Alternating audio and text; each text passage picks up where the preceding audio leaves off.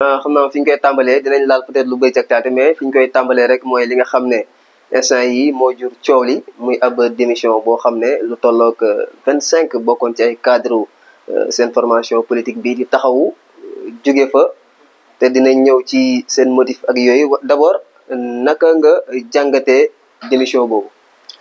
Merci beaucoup Koumba. Je pense que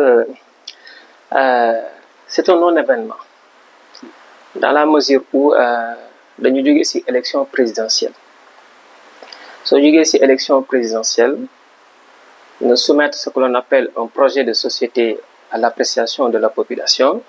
yeneen cadre aussi nekk ci biir coalition bi suñu demee ba échec wala ñu dem ba nga xamante ne population bi adhéré wuñu ci suñu projet de société ñu jël beneen candidat fal ko mu nekk président forcément soo ko prévoir di nga xam ne dina am ay feuilles mortes yi nga xamante ni day génn ci coalition bi di génn ci parti bi di dem.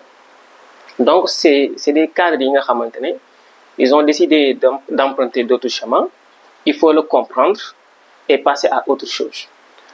Malheureusement dañ koy contester parce que nu ñu génnee moo baaxul.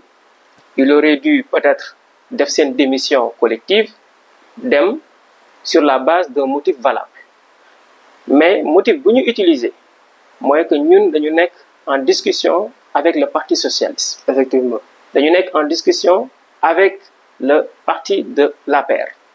Surtout. Il faut comprendre une chose. Nous, ça fait presque plus de 24 ans que nous sommes dans l'opposition. C'est-à-dire le leader Khalifa Ababacar Sall, ça fait 24 ans qu'il est dans l'opposition. Il y a des jeunes, des cadres qui sont dans l'opposition avec Khalifa Sall depuis 24 ans. Cela veut dire que nous sommes dans l'opposition.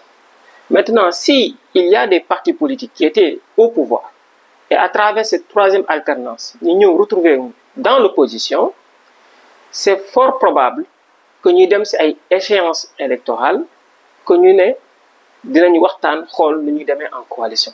Parce que coalition du dara lu dul renforcer les liens, renforcer les forces pour pouvoir faire face à ce régime qui est en place.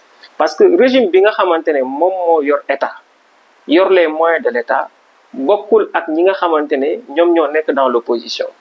Problème bi foofu la nekk nangul nañ leen seen dem mais ñi teg ko ci motif bu valable. Mais est-ce que tey jàppoon ne seen motif dafa valable d'autant plus que li ñuy wax noonu li ñuy jiiñ ne maanaam waxtaan wi day am. day am ak ñoo xam ne dañoo nekk ci Benno Bokk Yaakaar. D'abord historiquement. Pour le cas du Parti socialiste, avant même l'élection présidentielle, il y avait des cadres, il y avait des cellules, c'est-à-dire qu'au niveau de Taxawu Sénégal, c'est une plateforme. Okay. Il y a la cellule des femmes, il y a la cellule des enseignants, il y a la cellule des jeunes, il y a la cellule des cadres. Tout le monde avait donné mandat au président Khalifa Sall de discuter avec toutes les formations politiques. Toutes les formations politiques, que ce soit les formations présidentielles, si, avant même la présidentielle. Okay. Parce que quand on va vers une présidentielle, il faut qu'on puisse s'élargir. Il faut élargir les choses. Il faut que également nous mën dem liggéeyante ay partis ak ay mouvements pour que yow nga renforcer cette coalition. Donc on avait donné au président Khalifa Ababacar Sall pour que moom mu dem discuter avec des éléments du Parti socialiste. Le coordonnateur Mat Kodé Ndiaye ainsi que les 25 démissionnaires, ils étaient dans le parti. Ils avaient approuvé cette démarche.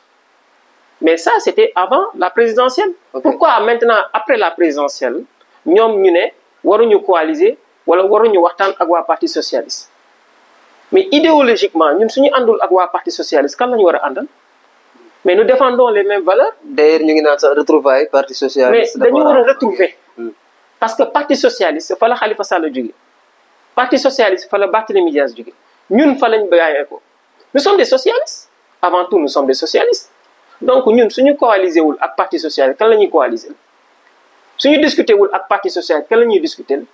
Mais une chose est claire, discussion la rek, waxtaan ku nekk joxe sa xalaat.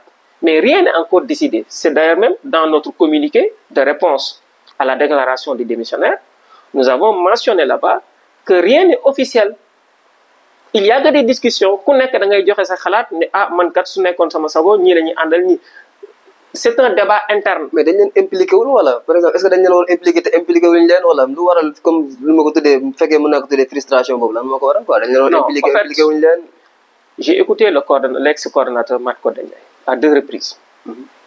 D'abord dafa nekkoon ci dynamique peut-être pour dem mën nañu nekk ci parti ñu am fa ay divergences moom waxul réellement quel est le problème émission yu mu def yëpp waxul réellement quel est le problème. da nga yaakaar ne peut-être dafa am. non il y a un problème interne li ñu waxul il y a un problème interne dans notre parti. ok entre lui et quelqu'un au niveau du cabinet du président. ok c'est ça la vérité. exactement. D'autant plus que moom nee na discuter na ak le président nee na réunion interne wax na lu muy wax foofu mais ñun lu ñu jàpp mooy soo amee problème avec une personne quelle qu'elle soit dans le cabinet du président il faut avoir le courage de le défendre. C'est pas parce que comme le disait De Gaulle c'est pas parce que tu veux surmonter des difficultés que tu vas hypothéquer ton avenir. peut-être problème bi moom kese la mais kon nu ñu mën a comprendre yeneen départ yi peut-être. bu doon non moom yeneen départ yi c'est des moom kese moom moo départ en fait c'est des affaires de copains et de coquins. Vous savez le coordonnateur l'ex-coordonnateur ñi nga xool ñi nga gis ñu départ ñoom ñëpp pratiquement c'est des présidents de commission. C'est des présidents de commission. Je n'ai rien contre eux nag vraiment quand on était dans CAPS ils ont fait un travail extraordinaire il faut le reconnaître. Okay. Mais c'est-à-dire que ñun amuñu problème pour dem quelqu'un qui veut partir il n'a qu'à partir mais sur la base d'un motif valable.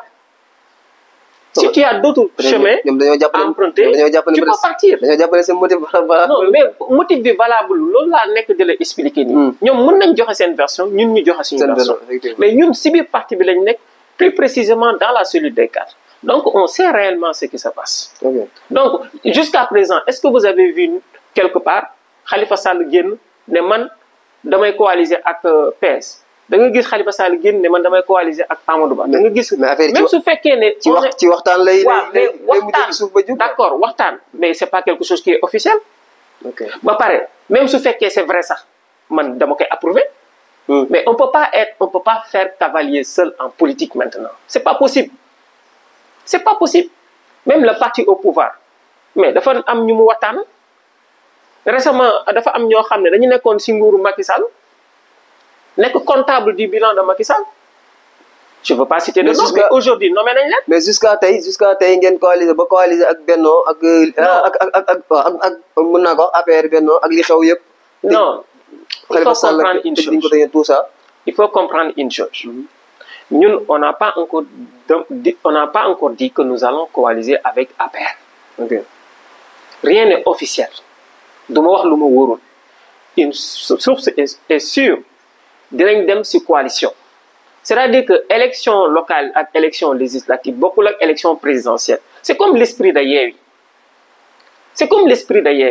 c'est pas la peine ñuy disperser les choses comme ça parti bi di dem fii parti bee di dem fee parti bee di dem fii pour un objectif commun. ok donc suñu mënee def benn coalition large coalition pour jàkkaarloog régime bi fi nekk mooy gën moo ñuy arranger ñun opposition maintenant parti bu nekk xam nga sa moromu parti.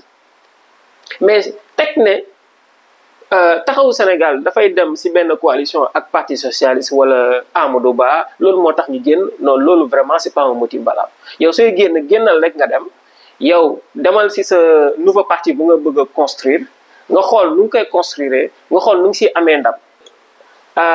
Le président Khalifa a convoqué la cellule des cadres aujourd'hui à partir de 17h pour que nous puissions discuter sur l'actualité politique. Okay. De notre parti. C'est-à-dire les démissionnaires au niveau de CAPS. Parce que comme je viens de le dire tout à l'heure, Taxawu Sénégal n'a pas un problème. Hein. Bien vrai que on a enregistré des départs qui sont regrettables, mais cela n'enlève en rien la foi que nous avons pour le parti, la détermination que nous avons pour le parti et l'engagement que nous avons. Et c'est des gens qui sont remplaçables. Et c'est des gens également qui ne sont pas du tout indispensables. Vous voyez? Donc, aujourd'hui, on va se voir avec le leader, on va en discuter avec lui, on va l'écouter, il va nous donner ses orientations. Maintenant, ce qu'il y aura l'idée de faire, c'est de remplacer ce qui était là, et on continue. Parce que CAPS, les démissionnaires, bon, cette déclaration ne peut pas être un frein dans notre cellule.